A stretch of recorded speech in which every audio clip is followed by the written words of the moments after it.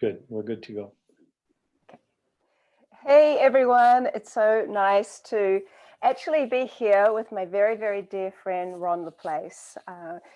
For anyone that's been following my videos and has been interested in some of the people that I've been interested in actually interviewing, you might recognize Ron. I interviewed him a little while ago, and we had some very, very important conversations.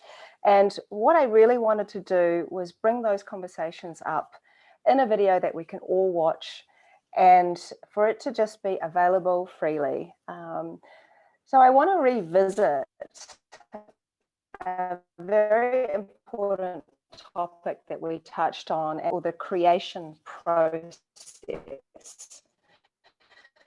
And I'm going to just sort of launch into it and ask and invite you, Ron, to kind of pick up where we left off and start maybe first with answering the question, what is creating from? What is the creation process, and what is creating from this field? What does that mean? And what does it mean to people? Okay. Thanks, Veda. It's great to be discussing this or any topic together again. The creation process, I think the first thing I'd like to identify is that we, when I say we, I mean humanity, consciousness. We've been doing things in a certain way for a long time. And that's all for a certain reason. And perhaps we'll get into that as we develop this. But right now, I'll keep it focused on what that means in relation to the way we've been doing this now for a relatively long period, thousands of years. What it means is that we've been engaged in a creation process that is largely from the mind. And that has certain effects when we're creating from the mind. I'll talk in a little while about there being another way to create, but let's deal with this first. When we create from the mind, one of the things we should first realize is that the mind itself is a polarized instrument. And what I mean by that is that, like most everything else in the creation that we exist in, there is polarity within that creation. It's how this reality comes into being. And so the mind itself, you can actually observe its polarity by noting that the brain is divided directly down the middle by what you could call a wall. And that wall is known as the corpus callosum. And there is a left and a right side to the brain. Again, there are actually multiple quadrants within the brain, but we can stick with this concept of polarity, knowing there's a left and a right side. The left side of the brain is the brain that tends to deal with logic. And the right side of the brain is the side that tends to deal with feelings and emotions. Some people will say that the left brain, therefore, is masculine, and the right brain, therefore, is feminine. And there is some truth to that, because in fact, each of us, whether we're man or woman, has both masculine and feminine qualities within us. All of this in our lives is, I believe, something that in our own way, all of us are striving to bring balance into, between the masculine and feminine within ourselves. This is one of the ways that we strive for peace, by balancing all of this. So we have these two sides. Go ahead. One thing I was just quickly going to say was what came into my mind was this little story about Buddha. And someone, I think he was watching somebody by a stream, and they were tuning not a, it's like a sitar or something like that, and they were Perhaps a tuning it. zither, or yes, something like Yeah. this, yeah. And the observation anyway was that you can't tune it, make them too tight or they'll break, and you can't have them too loose or they won't play. Everything has to be balanced. Yes. And the analogy for life and that importance of finding that balance was so key and so incredibly important that this is why one of the reasons I really, really want to talk to you now at this time around balance. Okay, good. Thank you. Yes, that's a good analogy. Balance in all kinds of spiritual discipline is the key point in all of them. Certainly in Buddhism, in the Taoism of, the spiritual traditions from China, in their medicine, traditional Chinese medicine, all of this is about balance. So this concept points to something of primary importance. And so, yes. So we have these divisions that end up identifying then polarity in one way or another. If we look at polarity in, let's say, the physical aspects of life, it ends up being hot and cold water. It ends up being positive and minus on a battery. It just is visible everywhere, because this is the way creation works in our world. Now, when we decide to create something in life, I'm actually going to bring up a slide, I think, to talk about this. So let's go and desktop.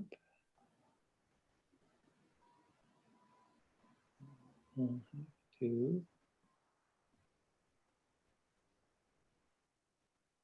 let's see, yes.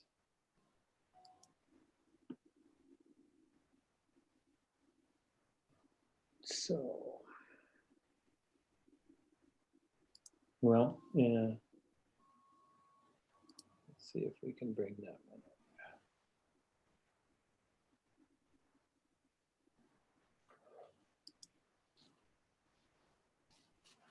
All right, it's not cooperating right now, so I'll just talk about this. You can't do a screen share? Can you do it? I don't know which. No, right now, yeah, I'm trying to bring up something from my screen onto yours, and it's not cooperating. So I'll just talk about it. Okay.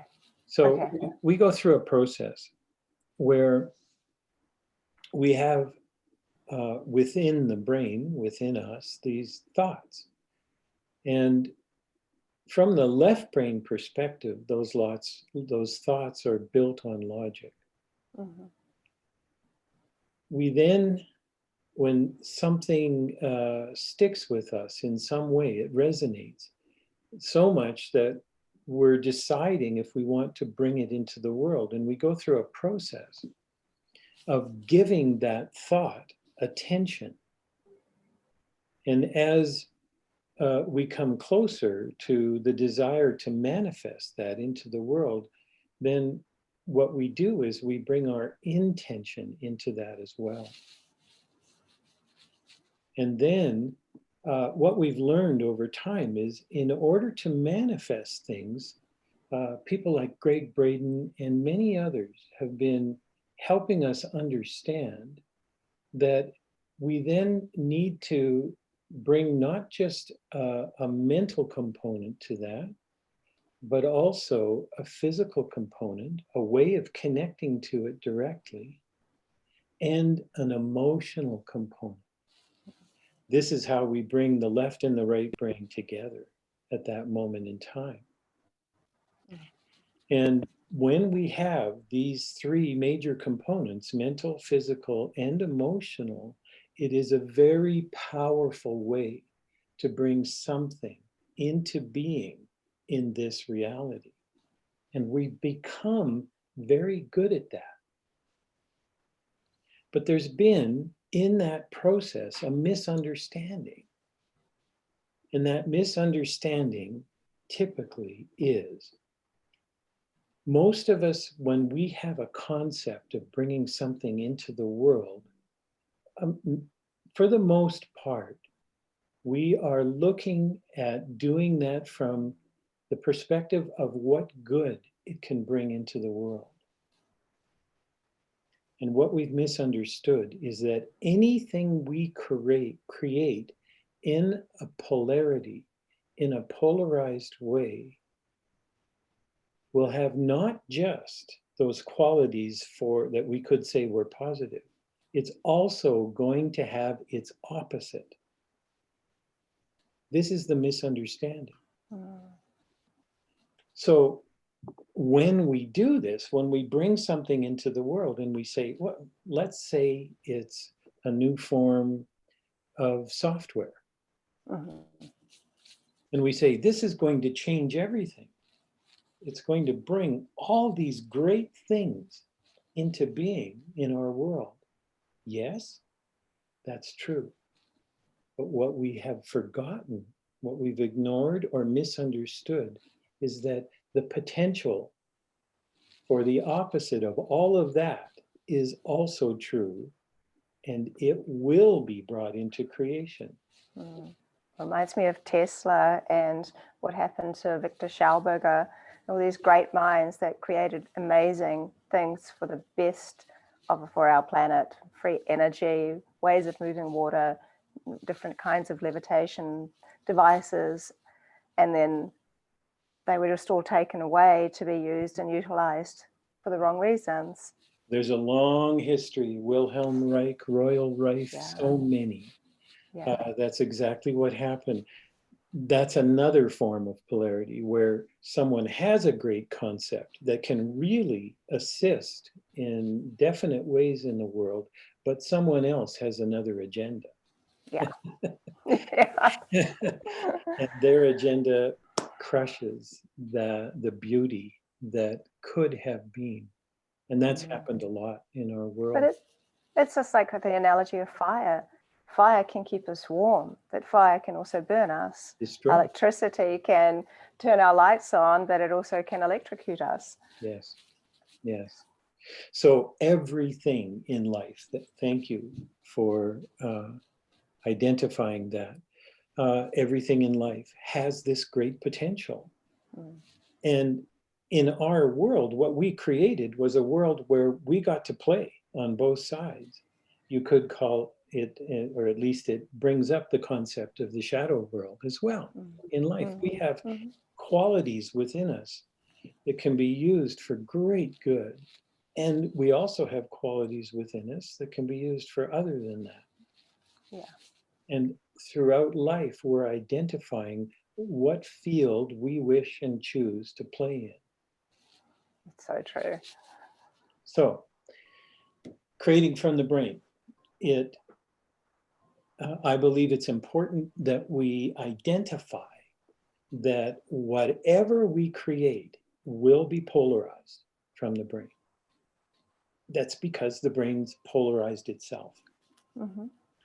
And this is how we've done it forever.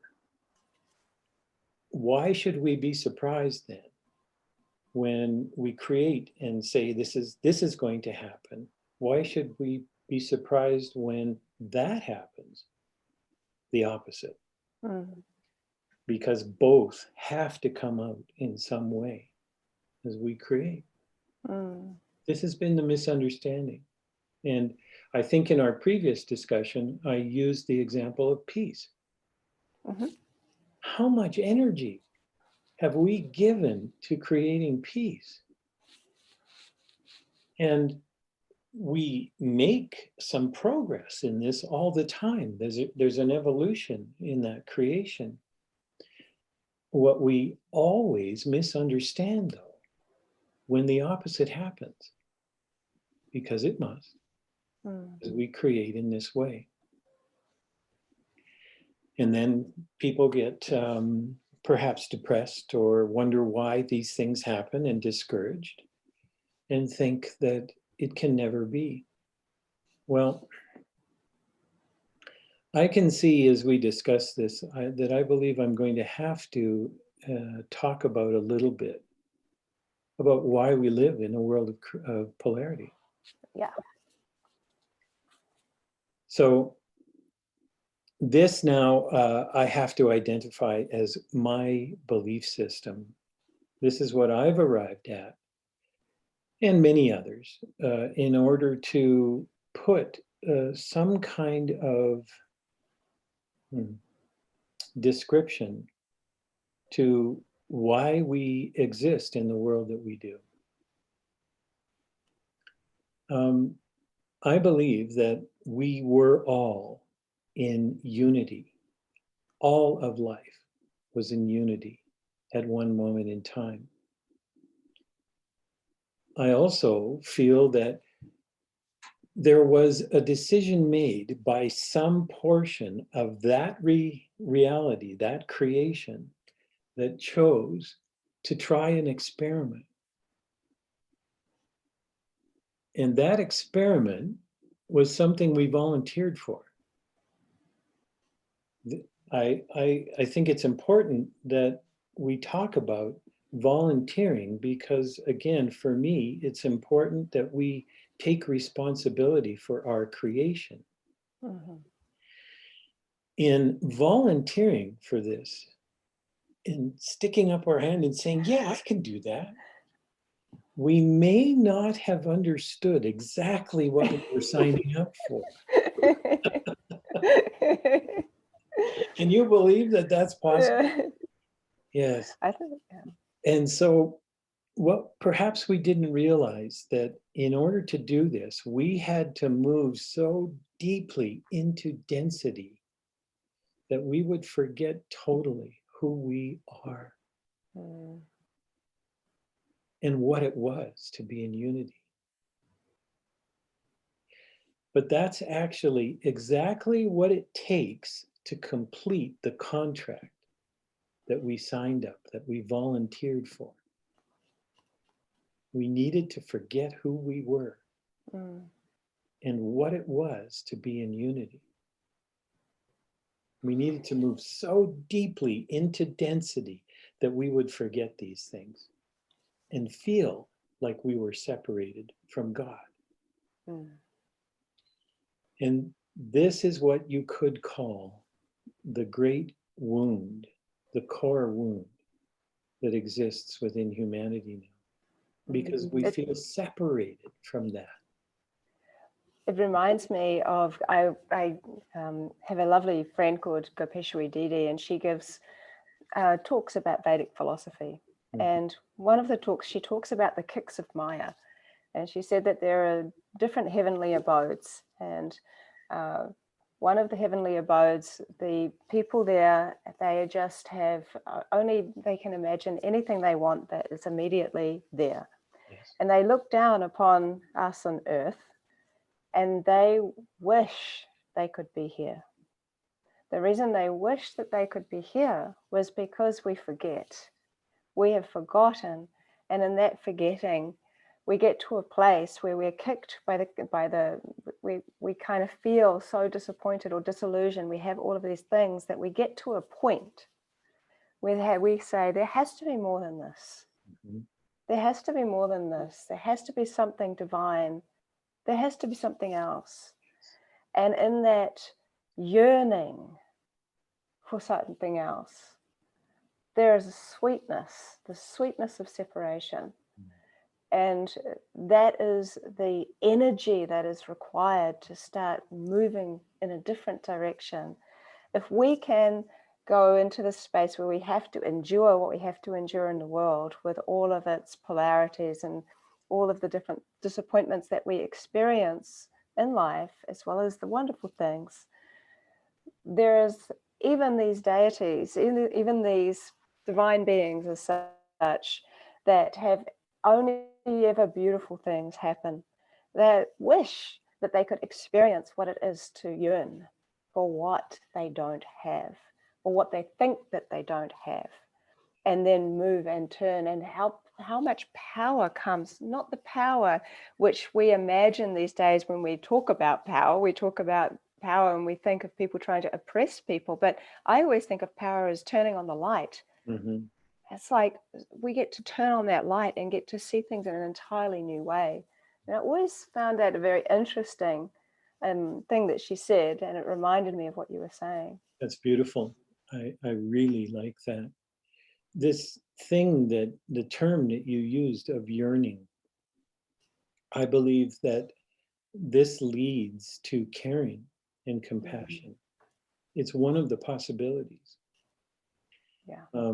If it's strictly personal, then it could be called just like empathy, where you're connecting with the feeling of something. But when we then turn that outward and include others in it, that leads to caring and compassion. And that's where creation becomes powerful. Remember, I said that those three things, the mental, the physical, and the emotional components, that's the word that you use. That's the power of creation. And so creating from polarity requires that. So we have what I'm describing, this experiment. What another way that we could term that is a common term in spirituality and in religion. It's called the fall of man. Mm-hmm. We fell out of unity into polarity. Now, falling tends to denote an accident. What I'm saying is, no, this wasn't an accident. This was on purpose. And we chose to do it. We stuck up our hand and said, yeah, I'll do that. And we did it so well. We've done such a good job of falling into polarity. And we are very close to completing this experiment. We're starting to remember who we are.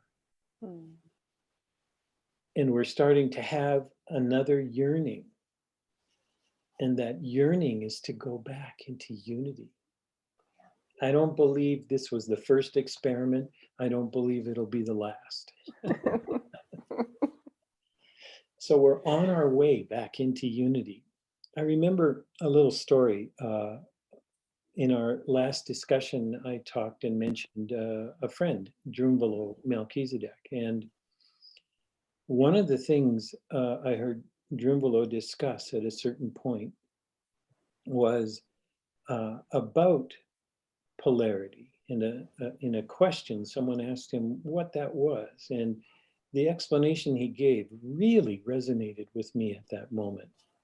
What he said was, all that polarity really is a way for the light and the dark, or any other way you want to express polarity, to exist and be in this creation until the exact right moment when it was time for them to go back into unity.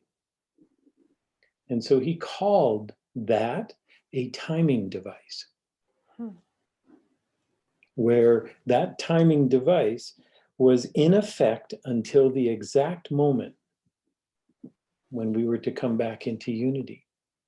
And again, what I'm saying is that we're coming really close to that time. That's why it feels like there's a certain pressure these days around us. Yeah. You can feel that pressure outwardly in the world when you look at the polarity that is becoming so prevalent in every aspect of life. My goodness. We don't need to just talk about politics, but we can talk about every area of life. It's like an egg timer. Yeah. Yeah. You have to go through that pressure bit in the middle to come out the other end. Exactly. And then you tip it again. Right. So now, what if there was another way to create? Yeah. No, this is why I really wanted to have this Yes. conversation. This is the point, because for many people now, they're feeling like there's no way out of this. Mm. It's I think the analogy I used in our last discussion is that we've dug a deep hole and we don't know the way out. And for many, it's becoming so that it looks like there is no way out. And so that's this other discussion then. Is there another way to create? And that introduces then the topic of unity, Mm. the place we started this experiment from, and the place we're on our way back to. I have no doubt of this at all. However, because we forgot who we are and where we came from, many are now feeling like, I don't know if there's a way out of this mess. Mhm. The beauty of the way we did this experiment is that within each of us is that place, still that little seed of a place. It is the place where we came from originally. And I call that place the unified field. Mhm. The unified field exists within us to this day, to this moment. It always has, it always will. And we can connect with that using fairly simple ways. Mhm. It's just a matter of knowing that it exists and then touching it. And once you touch it, then it becomes a place, a vibration, a frequency that once touched, you can return to. In our daily life, even after touching it, we'll go back out and we'll forget it Mhm. until we remember it consciously and move, take that energy to move back to it. I'm pointing to a specific place because guess what? It exists in the heart. Mhm. The fall of man was when we fell out of the heart and into the mind. The return journey, therefore, is to find a way to move back into the heart. And again, in our last discussion, I brought up this the the word mummification and what used to happen in Egypt, and how they had a way, a system of working with the body after death, after transition, that would prepare it in their mind, in their technology, would prepare the body for what's called resurrection. A moment in time when the body and the spirit come back together so that the physical body can be resurrected into the afterlife. Mhm. They had a very specific way of doing that. And in their process, they opened the body up and they took out all the organs. And then they did the preservation uh, so that the body would exist for however long it took for that moment in time. Mhm. And in that, they would take all the organs out and they would put almost all the organs in what are called Coptic jars and place them with the mummy, except for two of the organs, which they put back in the body before they sealed it back up and wrapped it. And the two organs that were placed back in the body were considered to be the most sacred. And why were they the most sacred? Well, first we need to identify them. The two organs placed back in the body were the heart and the sexual organs. Why would they be the most sacred? It's because these are the organs we use for creation. Mhm. Because the most sacred of all things that we can do is that, to create. Yeah. So one other organ they didn't put in a jar and they didn't put back in the body. And when I first heard They didn't even put this one in the jar. what? I know what you're going to say. I'm surprised they didn't even put it. I'm surprised they didn't even put what you're about to say in a jar. No, they didn't. They threw it away. Sorry. Now, this is the point. Harsh. When I first heard this, I thought, oh wow. Okay, so let's identify it. That was they threw it away. When I first heard that, my brain went, wait a minute here. So what's talking in that moment? It's my ego. My ego is saying, you can't do that to me. Because the ego is really primarily a factor of the brain. And that's been a wonderful thing. I want to say that in no way am I dissing the brain. What we need to do now is to heal this relationship. Now, I feel like there was trauma at that moment in time. The Egyptians had their way of understanding things, and I think what they were doing in some way was traumatizing the relationship between the brain and the heart. We need to heal that. So we're not suggesting that we throw the brain away and move back into the heart. What I'm suggesting is that we make these two friends and partners again in the movement and the reconnection to the heart. In doing that, we are amplifying our creative ability.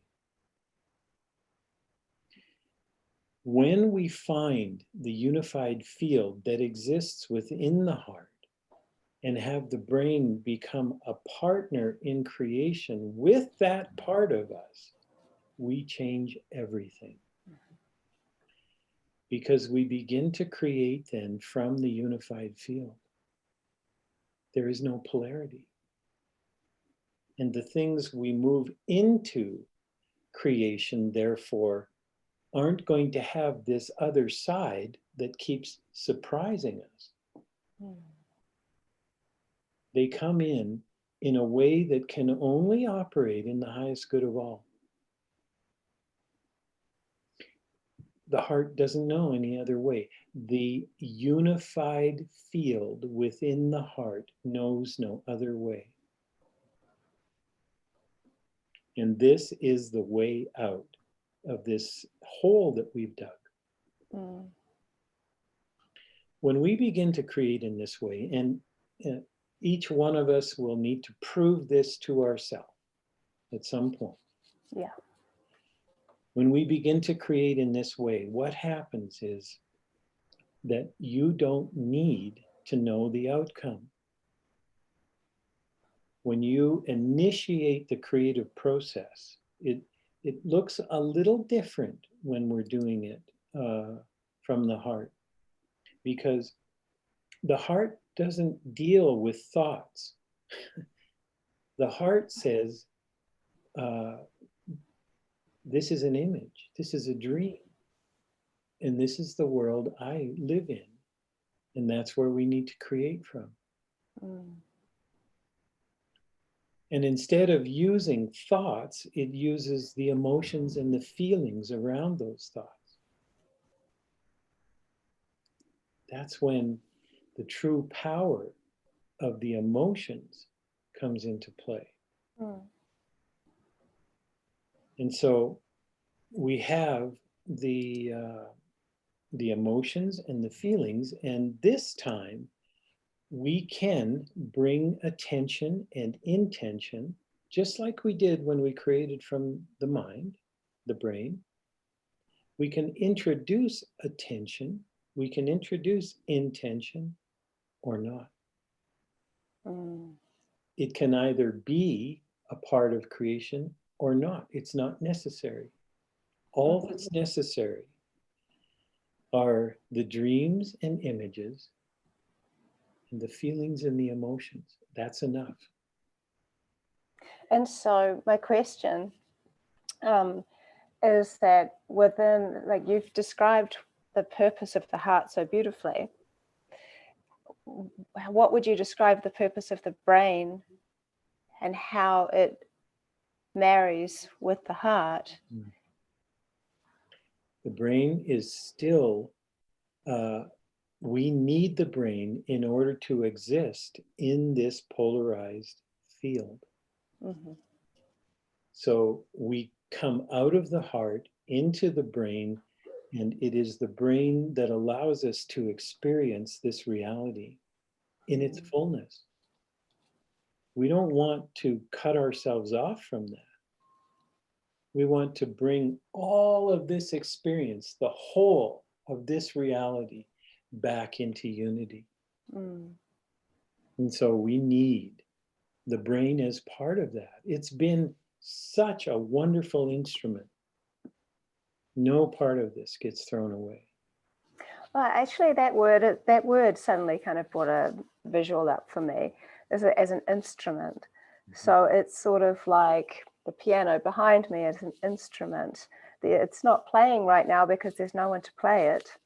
However, the heart can inspire the emotions to create the music, to create the hands, to move the music, to make the keys to make the music happen. Beautiful. And so it reminds me of that beautiful kind of way in which the heart and the mind can work together. Yes, yes, yes. So all of this is a part of creation. Mm-hmm. Nothing in this creation has been wasted. Everything has had its purpose and mm-hmm. served it in absolute perfection. And so as we now take this movement in whatever time that turns out to be, when that timing device comes back into unity, that's all perfect. And everything that has happened in all of this experience has also been perfect. And it's so just time.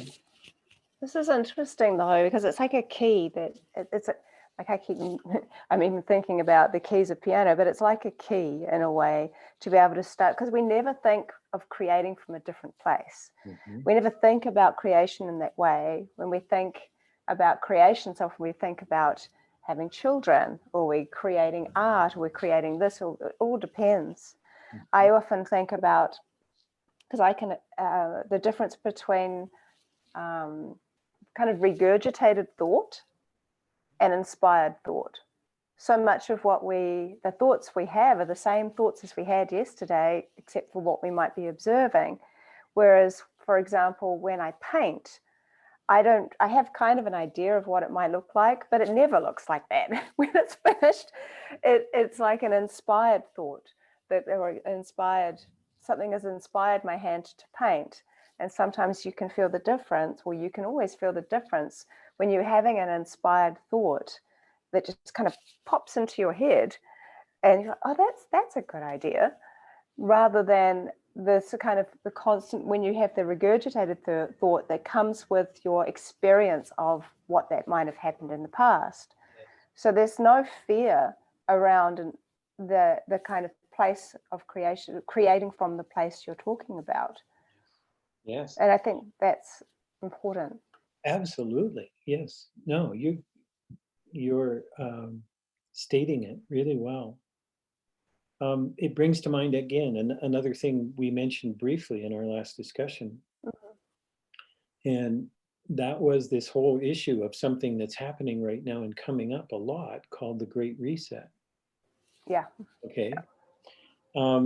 And so what I feel this term is the Great Reset, and my God, you can go up on the World Economic Forum and they've got a video of what they feel are the concepts and ideas for moving out of this hole that we've dug. They're in total agreement. There's a hole that's been dug, and here's the way to get out of it. Mm-hmm. But their way to get out of it is just what we've discussed. It's taking the concepts and ideas that have been created through the mind, and just shifting them to another level. And that level, from my perspective, has an agenda I don't want any part of. Yeah. All it's going to do is exacerbate the issues, because we're taking the issue of polarity and making it even much stronger and much more divisive. Yeah. And so Amplified polarity. yes, exactly. So what that is, when I look at that, I say, well, many people say it was Einstein who originally came up with this concept that said that insanity was when you kept repeating the same idea over and over again and expecting different results. It turns out it wasn't Einstein who said that. I have no idea who did, but the concept is brilliant, because it's exactly what we're trapped in. We're trapped in a loop, and that's the world of the mind. Now, you were touching on something a little different when you talked about art and the flow of that creation, because I believe that there's a link between the right brain and its creative ability and that place in the heart that is the unified field. So again, when I first started learning about all this, I learned about it through a course at that time that was called The Flower of Life. And it was a course in learning a way of meditation.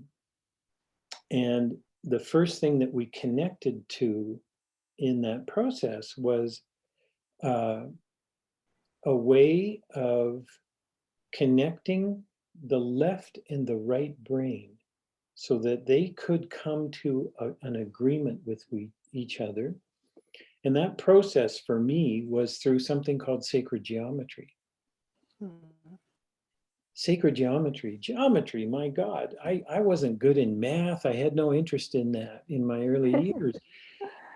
But when I saw it presented in a way that it helped my left brain understand the unity of all life, it opened up a doorway so that the left brain and the right brain could shake hands. Because the right brain has never forgotten that. But the left brain was saying, no, come on now. How can that be? You got to show me, man. You got to prove it. Yeah. And sacred geometry did that for me. It proved it. It allowed the two to meet. And honestly, Veda, when that moment happened, and it happened in a moment, when it happened, I felt a doorway open back to the heart. And that has led then to this process of discovery of eventually of the unified field within the heart, and its importance now in helping us find ways to change our reality. What practical advice can you give to anyone that's been following this talk? Because I mean, there's various different ways to feel that connection, but like, is there anything practical that anyone can do that you're able to share? Well, there's ways that I've found myself, and I can share that. And then there's something that's come up in the last year for me that I'll also describe that surprised me greatly. The first way I would call the old way. It's the old traditional way of meditation, of simply moving to a place that allows you to disengage from the outer world and the stress of all of that and move inward, because that's what the movement is. It's an inward movement to a very special place in the heart that's been identified. And it's known as the tiny space in the heart. And so it's a very real physical place within our body. And so anything that can assist you in that movement, and we've both in one way or another been associated with a group of teaching and teachers who are teaching something called Awakening the Illuminated Heart. And so that's something that people can look to if they wish. Simply look that up. And there are teachers all over the world doing that work.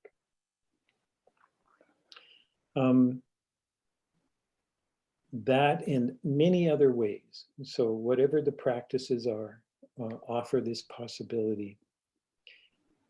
Then the thing that came up just about exactly a year ago, it was January 16th, 2020, that I turned on a technology that I purchased and got into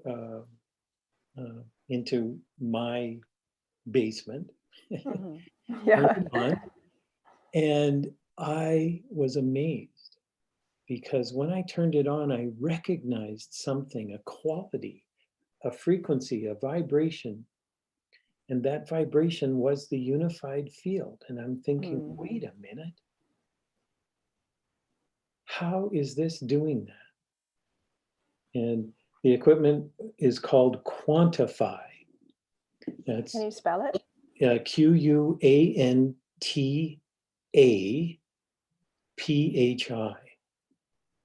So the phi in this is the description of something called the golden mean.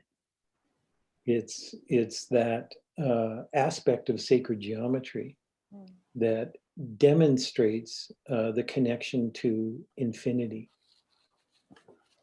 Yeah, that there are no boundaries. So this machine, like, I don't know if you're able to, I'm guessing you can't pull up pictures very easily. Yeah, we proved it was difficult, but you mentioned you had a also. I don't know if I can. I can screen share, but I'll share this really quickly with everyone. So this was, this is in my book, The Secret Intelligence of Water, and Ron was kind enough to participate. So what I'm using over here is this is typical tap water, what I would see all the time, these kinds of patterns. And so I've identified tap water. This particular one is filtered tap water. So this is very typical of what I would see. Ron used this technology, which I'll read here because it's actually really interesting. So the photo left is of filtered tap water. The photo right here is the same water after only 1 minute of using a new technology called Quantify, combining Tesla technology with cold plasma and sound to create a cohesive field in non-destructive frequency waves. I set this co-creation up with Ron in Canada, and I asked him to directly send the energy to the water that was waiting to receive it in New Zealand. So I think we both said we thought it could have been much less than a minute, but we just had to pick a number. But you can see that the structure of water has been transformed. And what I've identified I have something called the kind of quantitative aspects of water, of which I can identify the health state of water and its structures. So when water is in its most healthy state, it always forms hexagonal shapes. But what's interesting is that from this space, you can also see that it's a very kind of darker image.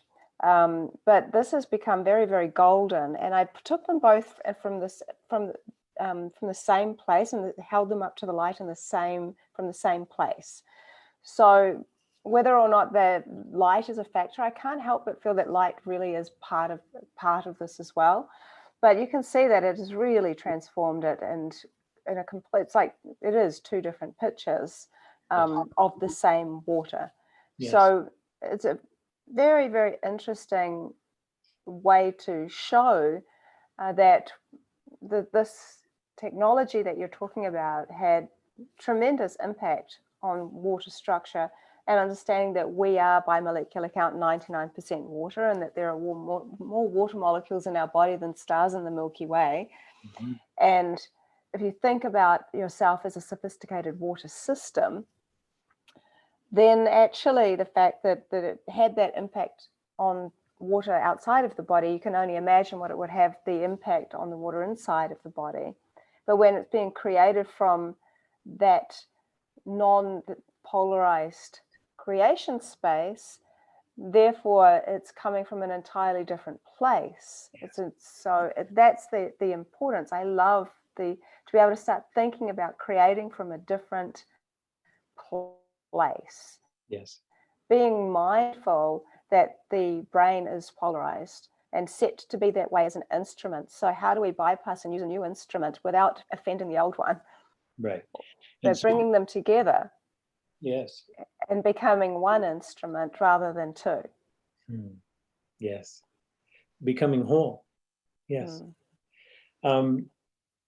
What I see this as is another technology, a tool that I have been reluctant to introduce electronics and other technologies into my personal work, because I know that every technology is just what we've been describing. Mm. It has, I mean, even the atom, what an incredible discovery that was. Mm-hmm. But look at the potential for great good and great not so good. Yeah, yeah. Um, and so any technology has that when we are bringing technology into polarity. Um, it's just right now, it's time for us to grow up. Mm. And it's time for us to, as we create, to bring in attention and intention to creating technology that can only be used effectively if it's being used in the highest good of all. Mm. How about that? How about if we create in such a way that we are taking responsibility for our creation? Mm. Even in polarity, we say this technology is being created so that it only works when it's being used in the highest good of all.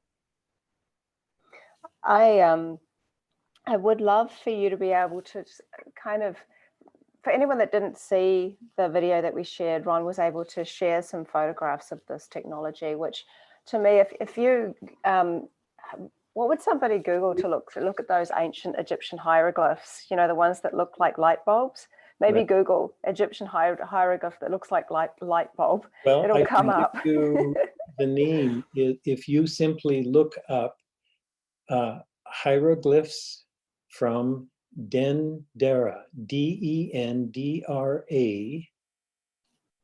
and you'll come up with perhaps many hieroglyphs, but on some of them, there will be the shape of this large bulb, almost Mm. as large as a human. And it has a cable running out of it.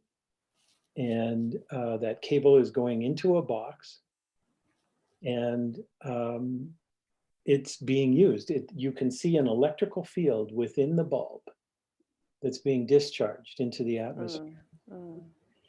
And that's exactly a description of what we're doing now with using Tesla coils to activate vacuum bulbs filled with noble gas that turn the gas into plasma.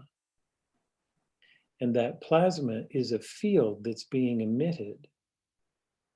And because of the specific qualities of the Tesla coils, it creates an electromagnetic field that has very different qualities than all of the electronics that we're using in the world today.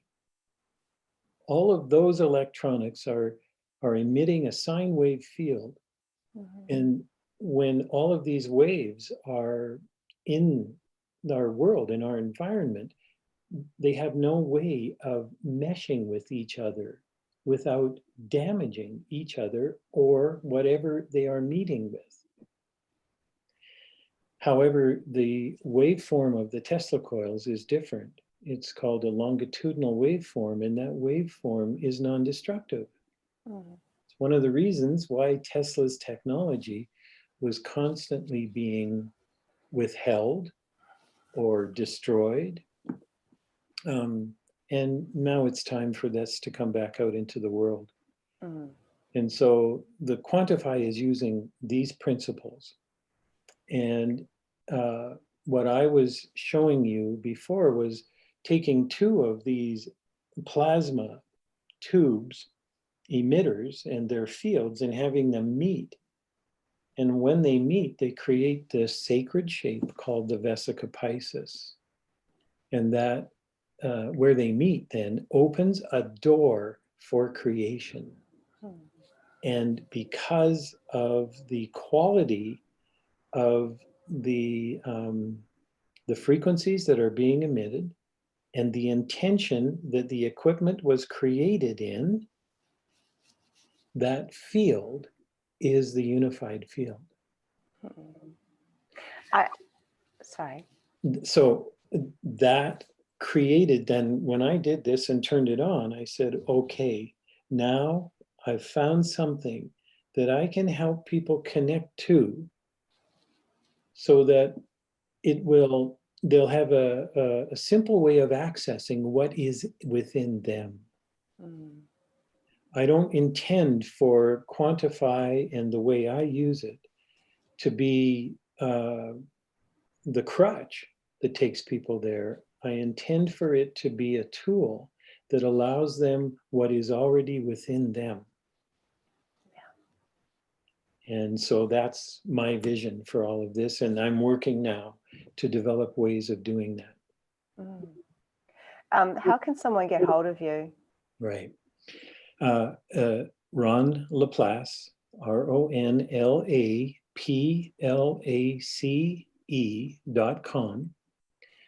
And I am developing my website to put this up in the next month or 2 now, with all of this information on it. I had taken my website down because it wasn't representing who I was and what I was doing. And now it's getting ready to come back up. Yeah. It sounds like a metaphor for what a lot of people are going through. That does no longer resonate for who I am and who I was. I'm creating an entirely new website that I feel most resonates for me. And that it's interesting. It doesn't have to be a website. It's like a person. There's so many people that they're breaking down the old way of the way that they were and the way they felt about themselves and saw themselves to be a whole entirely new way. I think that's important. Yes. I think we're kind of coming up to an hour. We intended, we thought, we'll do a half an hour. Yeah. We could do this every day and still it would be an hour before we even started to slow down. Exactly. Yeah. But one thing I'll say, like I've known you for quite a while now, Ron, and in my opinion, you're one of the most humble and truly heart-centered, coherent people that I know. And so I know that you talking about this is of great value and importance to anyone that is ready to listen to this. And that you're bringing a message of hope, because I think probably the people that drew those hieroglyphs, that were attempting to show the other Egyptians that were chucking the brain away, maybe this is a way in which we could start looking at a new way forward. But I think that people are beginning to really stand up around the world to show us and remind us that there is another way. And I believe that you are one of those very important pillars of people that are standing up.